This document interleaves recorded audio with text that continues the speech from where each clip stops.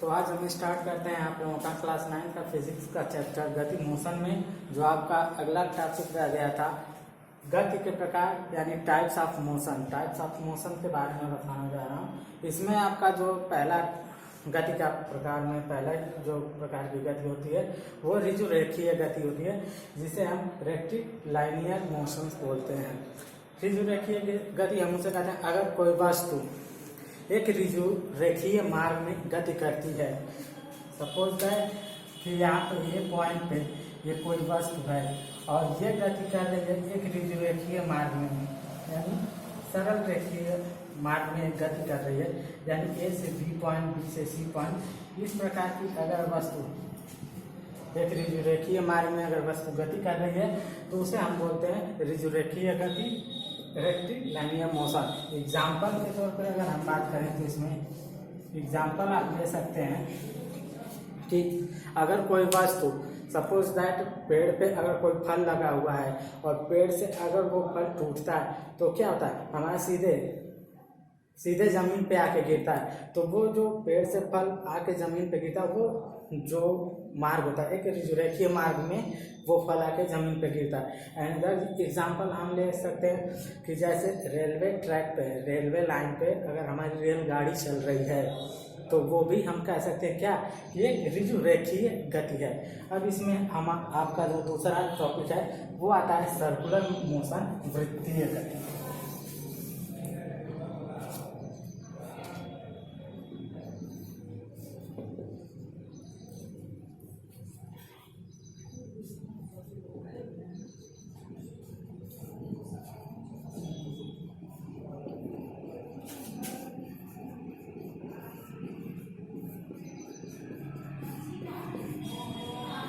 दूसरा आपका जो है वो है वृत्तीय गति। वृत्तीय गति हम उसे कहते हैं अगर कोई वस्तु किसी वृत्तीय मार्ग में गति कर रही है तो वो होता है वृत्तीय गति, यानी ये होता है आपका सर्कुलर मोशन। अगर कोई वस्तु यहाँ से अगर चलती है वो सिर्फ किसी वृत्तीय मार्ग में ही गति करती रहती है तो वो आपका कहलाता है सर्कुलर मोशन। एग्जाम्पल इसमें हम ले सकते हैं क्या कि आप लोग दैनिक जीवन में घड़ी का उपयोग करते होंगे, घड़ी आपके घरों में भी होगी, तो उसमें देखेंगे क्या कि जो आपके घड़ी के अंदर जो घड़ी की सुइयां होती हैं वो केंद्र में एक बिंदु पे फिक्स होती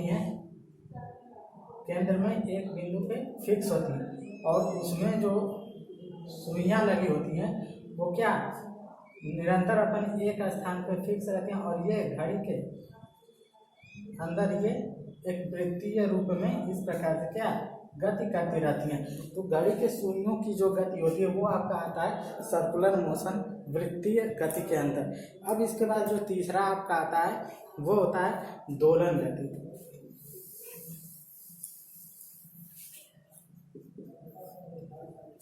थर्ड पॉइंट आपका होता है दोलन गति।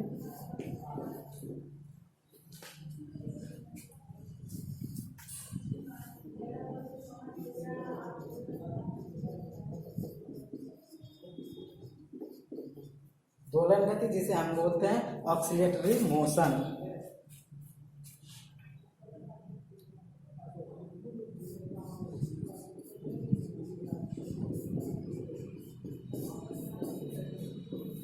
ऑक्सिलेटरी मोशन यानी दोलन गति आपका होता है कि अगर कोई वस्तु अपने स्थान पे किसी एक स्थान पे स्थिर होकर अपने स्थान के इधर उधर गति करे तो वो होता है आपका दोलन गति। अगर कोई वस्तु किसी एक बिंदु पे निहित होकर अपने बिंदु से इधर उधर गति करे तो वो होता है आपका दोलन गति। एग्जाम्पल के तौर पे हम ले लेते हैं जैसे कि घड़ी का पेंडुलम ले लेते हैं। सपोज दैट ये घड़ी का आपका पेंडुलम होता है, किसी एक बिंदु पे ये क्या होता है आपका फिक्स होता है। घड़ी का पेंडुलम एक स्थान पे ये फिक्स होता है और जैसे घड़ी में आप देखेंगे पेंडुलम क्या था अपने स्थान से एक बार इधर गति करेगा, इधर गति करने के बाद ये फिर आपका क्या इस तरफ आके ये गति करेगा। तो ये घड़ी का पेंडुलम एक स्थान से अपने एक निहित बिंदु के इधर उधर गति कर रहा है, तो इस प्रकार की जो गति होती है वो ऑक्सीलेटरी मोशन कही जाती है, दोलन गति जिसे कहते हैं। इसमें आपका दूसरा एग्जाम्पल आ जाएगा झूला। झूला आप देखेंगे, झूला भी क्या होता है, एक जगह आपका फिक्स होता है। झूला एक जगह, उसके जो पॉइंट्स होते हैं वो फिक्स होते हैं, और झूला क्या होता है, अपने बिंदु के आगे फिर पीछे, यानी एक बार आगे एक बार पीछे, ऐसे झूला में जो गति होती है वो आपका ऑक्सीलेटरी मोशन होता है, दोलन गति होता है। अब इसके बाद आपका जो नेक्स्ट पॉइंट है वो त्वरण है, एक्सीलरेशन।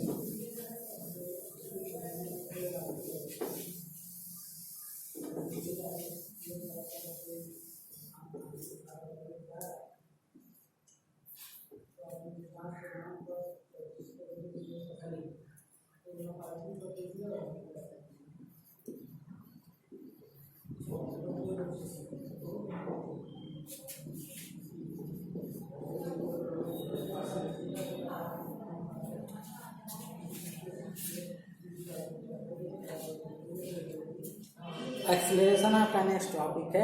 एक्सीलरेशन हम कहते हैं कि यदि कोई गतिशील वस्तु परिवर्तित वेग से गति करती है तो हम कह सकते हैं कि क्या वस्तु त्वरित है। अगर कोई वस्तु में कोई वेग है, सपोज अगर कोई वस्तु 2 मीटर प्रति सेकेंड के वेग से ये चल रही है, और इसका जो किसी भी t1 या t2 समय के अंतराल पे जो 2 मीटर प्रति सेकेंड से इसका जो वेग होता है, ये वेग आपका जो है 2 मीटर प्रति सेकेंड से बढ़ के आपका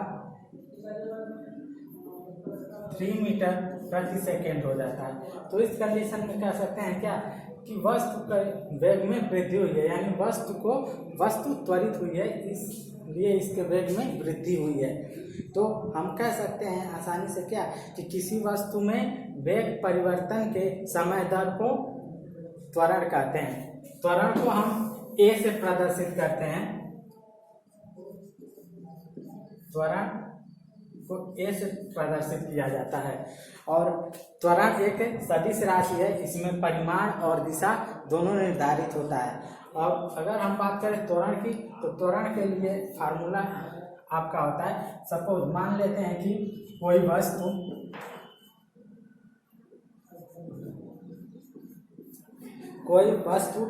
t1 समय पे वस्तु का जो वेग होता है वो v1 होता है, ठीक। और इसके बाद t2 समय के अंतराल पे तथा t2 समय पर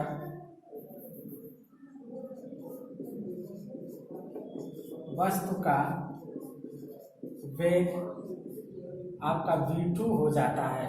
तो इस कंडीशन में त्वरण बराबर हो जाएगा, अतः त्वरण a = आपका क्या हो जाएगा, शुरू में बता दिया गया कि अगर कोई गतिमान वस्तु आपका गतिमान वस्तु परिवर्तित वेग से गति करती है, तो परिवर्तित वेग का मतलब क्या आपका हो गया, v2 - v1 divided by t2 - t1, v2 क्या है, t2 समय के अंतराल पे वस्तु का जो वेग त्वरित हुआ है, यानी जो वेग बढ़ा है वो v2 हुआ, और v1 क्या है आपका, जो वस्तु t1 समय पे वस्तु का जो इनिशियली वेग था, प्रारंभिक वेग जो था v1, वो आपका प्रारंभिक वेग हो गया। अब इसके अनुसार हमारा क्या हो जाता है, एक्सीलरेशन a = हो जाएगा, हो जाएगा v2 - v1, यानी वेग में परिवर्तन को हम प्रदर्शित किससे करेंगे, डेल्टा v से, delta v divided by t2 - t1, यानी समय परिवर्तन को हम यहाँ पे किससे डिराइव करेंगे, डेल्टा t से। तो एक्सीलरेशन a = हमारा क्या हो जाता है, delta v divided upon delta t, यानी वेग में परिवर्तन बटे समय परिवर्तन। ये आपका a is equal to delta v by delta t, ये फार्मूला हो जाता है आपका त्वरण का। अब दूसरा कंडीशन इसमें आता है आपका कि अगर वस्तु के वेग में धनात्मक वृद्धि होती है, अगर वस्तु के वेग में धनात्मक वृद्धि होती है तो उस कंडीशन में वस्तु त्वरित हो रही है, यानी वो त्वरण उसमें उत्पन्न हो रहा है। और दूसरा कंडीशन इसमें आपका होता है कि अगर वस्तु के वेग में कमी आ रही है, यानी वस्तु जैसे कि किसी t1 समय के अंतर में, t1 समय के दौरान वो 2 मीटर प्रति सेकेंड के वेग से चल रही थी, अब t2 समय में उसका वेग 1 मीटर प्रति सेकेंड हो गया। तो इस कंडीशन में क्या होता है, वस्तु 2 मीटर प्रति सेकेंड से उसके वेग में कमी आ रही है, ऋणात्मक हो रहा है, यानी 1 मीटर प्रति सेकेंड हो रहा है। तो इस कंडीशन में जब वस्तु के वेग में कमी आएगी तो इस प्रक्रिया को हम क्या कहते हैं, मंदन कहते हैं। मंदन कहते हैं, रिटार्डेशन जिसे बोला जाता है, रिटार्डेशन, या इसे डी एसिलरेशन भी बोलते हैं, डी एसिलरेशन।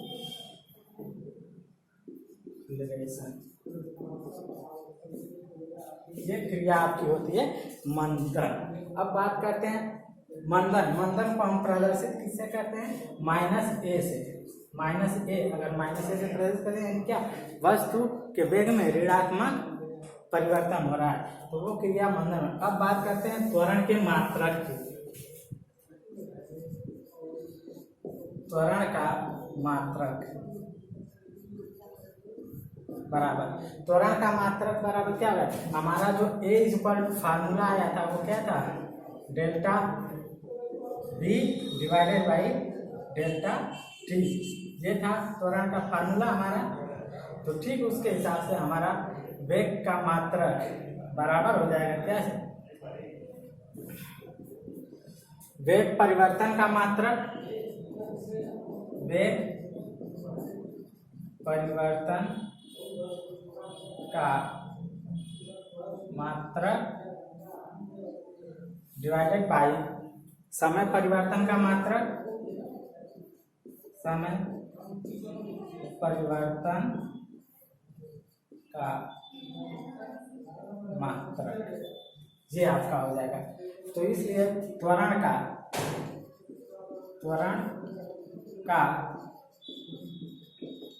मात्रक बराबर हो गया वेग परिवर्तन का मात्रक, यानी वेग का मात्रक हमने पिछले टॉपिक में पढ़ाया था, क्या होता है आपका, मीटर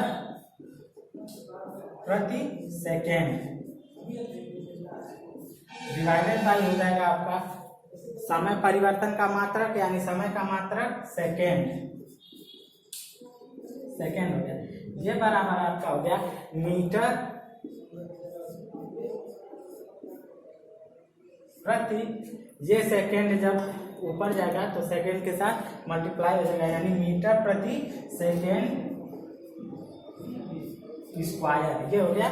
या इसे हम दूसरे फॉर्म में भी लिख सकते हैं, क्या ये, इसे लिखा जा सकता है metre second to the power -2। ठीक, तो ये आपका क्या हो गया, त्वरण का मात्रक हो गया।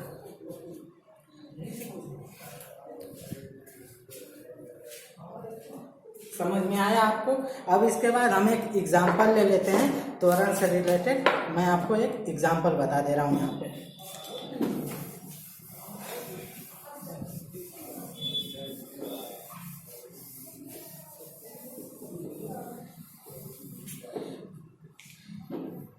एक एग्जाम्पल ले लेते हैं कि कोई गतिमान पिंड का वेग किसी क्षण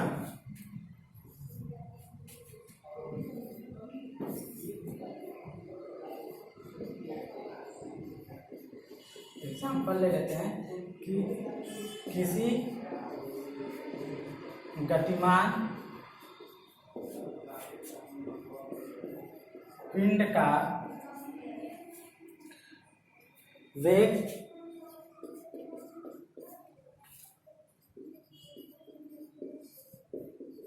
किसी क्षण 5 मीटर प्रति सेकेंड तथा उसके 4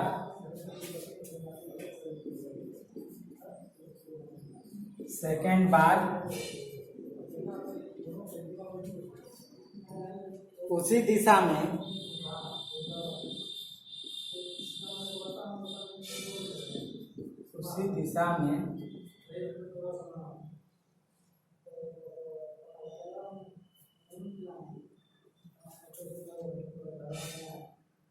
18 मीटर प्रति सेकेंड 18 मीटर प्रति सेकेंड हो जाता है